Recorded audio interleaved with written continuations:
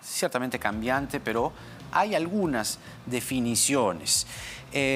Vamos a conversar para mantener el hilo, pues empezaremos con encuestas y es el turno ahora del candidato presidencial de Somos Perú, Daniel Salaverry, que ha tenido la gentileza de acceder a conversar con nosotros. Señor Salaverry, bienvenido, buenas noches. Buenas noches, Jaime. Bueno, lo primero, como decía yo, para mantener cierto hilo narrativo en el programa, le quería preguntar por su percepción, su reacción tras las encuestas difundidas, que ciertamente lo ubican en casi todas en el rubro otros. Usted ha tenido o ha sufrido una caída considerable en su intención de voto. ¿A qué le atribuye su caída en las encuestas o la posición que tiene hoy, bastante magra en verdad, en las encuestas? Encuestas bastante extrañas, ¿no? Encuestas que por un lado dicen que Somos Perú está en el primer lugar, prácticamente en un empate técnico con otro partido con 8%, pero sin embargo el candidato presidencial tiene 2%. Entonces, ¿qué nos quieren vender las encuestadoras? Que hay un 80% de peruanos que quiere votar por Somos Perú, pero que va a cruzar su voto. 80%. Cifras que jamás se han visto históricamente en ningún proceso electoral, creo yo, desde que tengo uso de razón.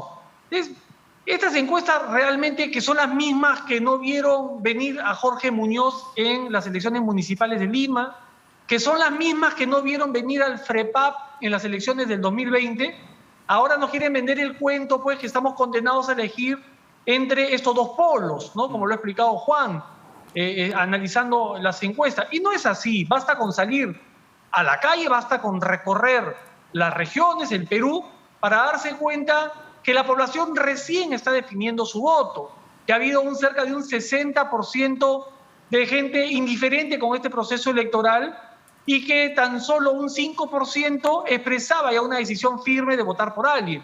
Es decir, en estas 3 semanas que faltan realmente vamos a ver cómo se configura este escenario electoral conforme se vayan definiendo ya las posiciones de los ciudadanos. Ahora, usted tiene, según la votación simulada de Ipsos, por ejemplo, en votos válidos 2.3. Le faltaría como, no sé, 19% para llegar al nivel que tiene el escano, es decir... Sí, no, pero no te preocupes. No te preocupes, para... Jaime. No, yo no me preocupo. Es bastante, creo que usted debería como estar te preocupado. digo, no, en lo absoluto no estoy preocupado, al contrario, estoy muy motivado y contento del respaldo y del apoyo de la población, porque yo no ando soñando con las encuestas, yo lo que hago es caminar por la ciudad, viajar, recorrer el país, y la respuesta de la gente es la que me da a mí un derrotero de cómo vamos. Cuando, por ejemplo, nos respaldan respecto a nuestras políticas migratorias, cuando nos dicen, Daniel, está bien que pongas orden en el país, yo voy a votar por ti, mi familia va a votar por ti, ya estamos cansados de esos extranjeros ilegales. Y claro, uno se pregunta, qué curioso, ¿no? Todo el mundo expresa su apoyo, el partido está en primer lugar con intención de voto para el Congreso, pero a mí me siguen poniendo pues con 2%. No hay problema. Si las encuestadoras nos quieren vender el cuento que históricamente el Perú ha tenido un voto cruzado de 80%, hablamos el 11 de abril. ¿Será Vizcarra la razón por la que usted no sube en las encuestas? Si fuera esa la razón, entonces tampoco el voto congresal estaría en 8% y en el primer lugar, como esas mismas encuestadoras lo reflejan. Pero ya no lo vemos al lado de Vizcarra. Antes salían mucho de a dos. ¿Qué ha pasado? ¿Qué ha pasado? Que nos quedan solamente 3 semanas y que todavía nos faltan recorrer varias regiones del país y nos estamos dividiendo el trabajo. Mientras que yo recorro, por ejemplo, como he hecho en estos últimos días, Lima metropolitana, Martín Vizcarra ha ido a Amazonas, a Jaén y ha regresado por Tarapoto. Es un trabajo en equipo, como siempre lo he dicho. Y una observación, en varios de los spots normalmente se coloca, o digamos, lo natural es que el candidato presidencial sea el que tenga, digamos, el destaque, ¿no? El primer lugar, pero acá en los spots suyos, no sé si es un error de edición, pero han puesto a Vizcarra primero y Salaverry abajo. Es como que no se entiende. No es ningún error de de Es una edición. estrategia. Lo que pasa es que yo la tengo más grande, mi apellido es más largo. Entonces, obviamente, por un tema de diseño gráfico, nos gustó ese diseño y nos pareció Pese a que era que interesante. digamos, su apellido esté segundo, siendo usted el candidato presidencial. No se había visto eso, que un Pero candidato al Congreso mira, esté como me más arriba. imagino que habrán algunos candidatos que tienen complejos, ¿no?, de inferioridad y que por una cosa como la que tú dices se pueden sentir disminuidos. No es mi caso, gracias a Dios. Mire, hoy en un evento que paradójicamente se llama Por un país con igualdad, organizado por el Jurado Nacional de Elecciones, el señor Jorge Luis Pérez Flores, que va en su plancha como segundo vicepresidente, habló de neuronas y de mujeres de una manera muy curiosa que nos llamó la atención y quería compartir con usted el fragmento de su intervención.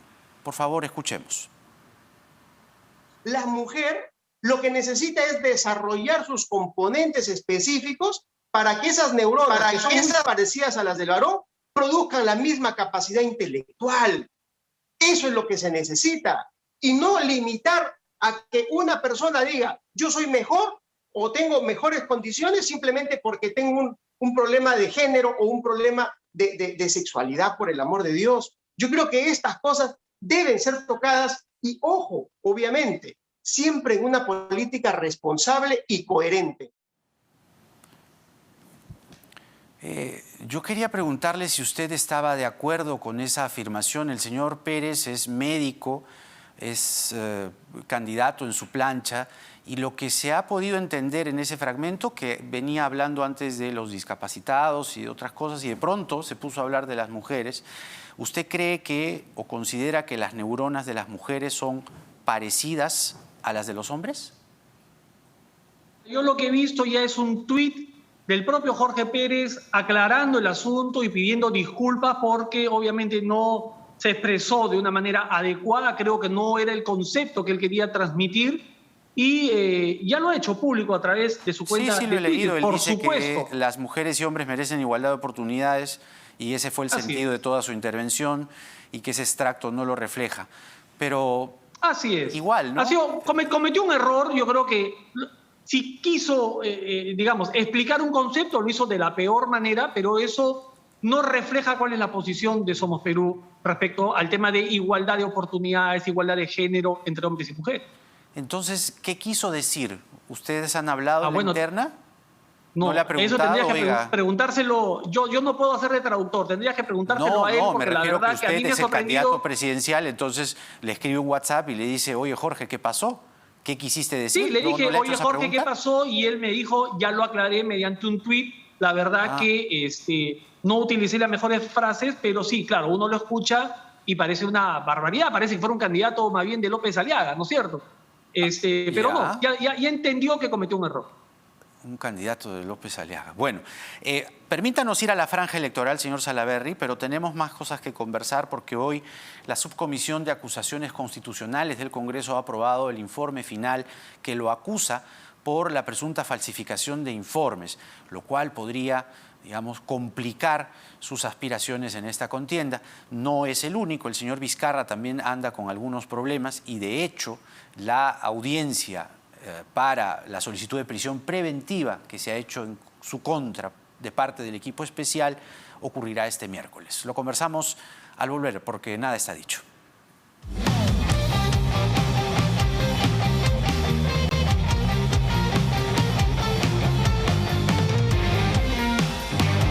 Daniel Salaverry, candidato presidencial por Somos Perú con nosotros.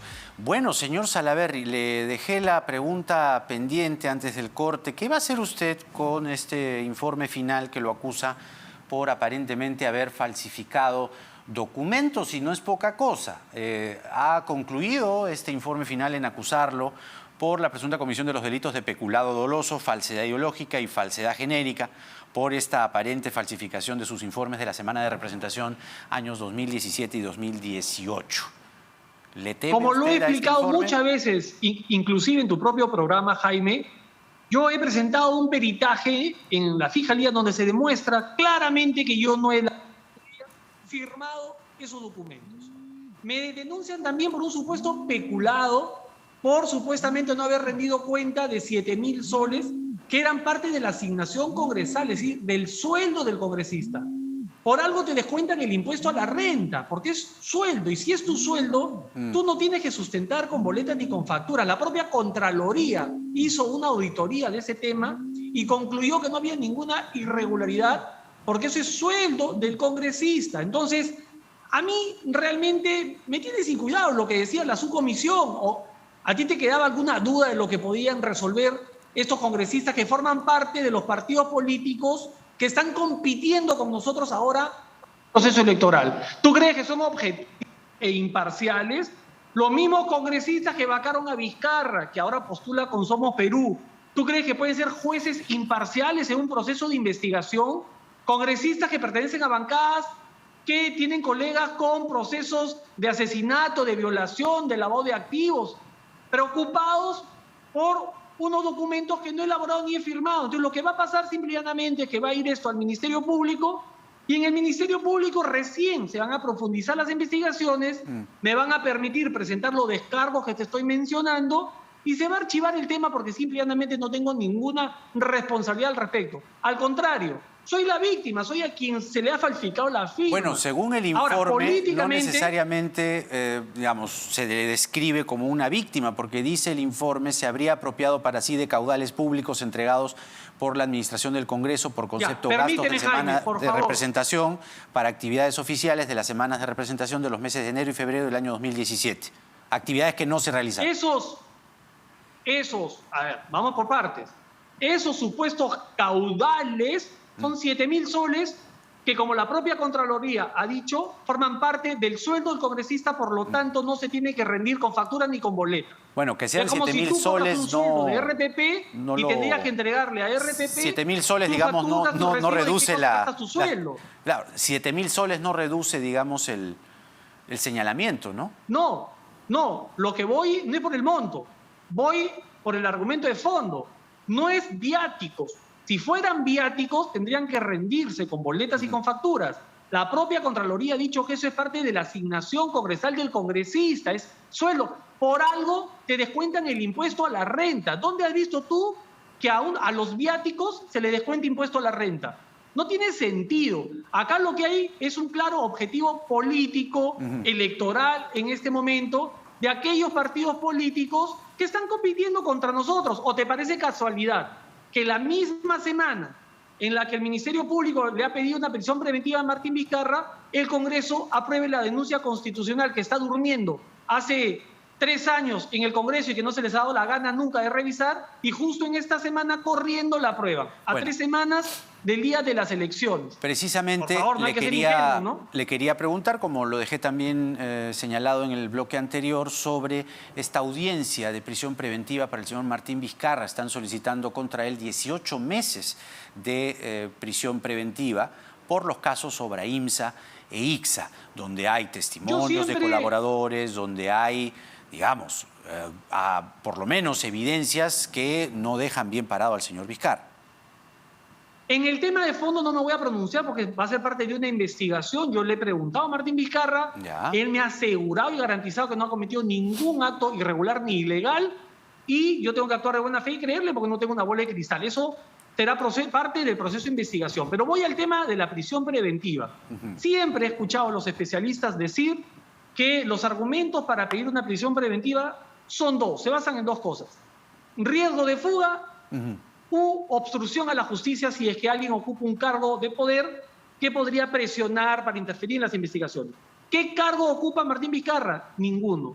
¿Qué peligro de fuga habría? Ninguno. Él camina todos los días acompañado de 2 policías que son miembros de seguridad del Estado. En su calidad de expresidente le asiste esa seguridad. Todos los días está rodeado de gente, todos los días está dando declaraciones a la prensa. Consulta. Ha entregado su pasaporte. ¿Qué riesgo de fuga hay? Me parece una medida, la verdad, desproporcionada para el riesgo que corre el proceso de investigación, que se continúe la investigación. Una consulta, digamos. Parece, por lo menos los sondeos hoy, parece que el señor Vizcarra sí tendría opciones de entrar al Congreso, ¿ya? Y digamos, sea cual sea el futuro, si usted es presidente o no es presidente, ¿qué hará usted concretamente si las acusaciones contra el señor Vizcarra, que eso debería pasar en un año, ¿no? Y él ya en el Congreso. ¿Y usted qué haría si el señor Vizcarra aparece como responsable de las acusaciones que penden sobre él y él ya está en el Congreso? Sea usted o no presidente, ¿qué va a hacer usted? Pero ya entramos en el mundo de la especulación. Uno dice es A o B. Si él es inocente, evidentemente lo respalda. Y si es culpable... No. Yo te voy a decir cuál ha sido siempre mi participación cuando he ocupado, o mi trayectoria, el ejercicio del cargo que he ocupado como presidente del Congreso, por ejemplo.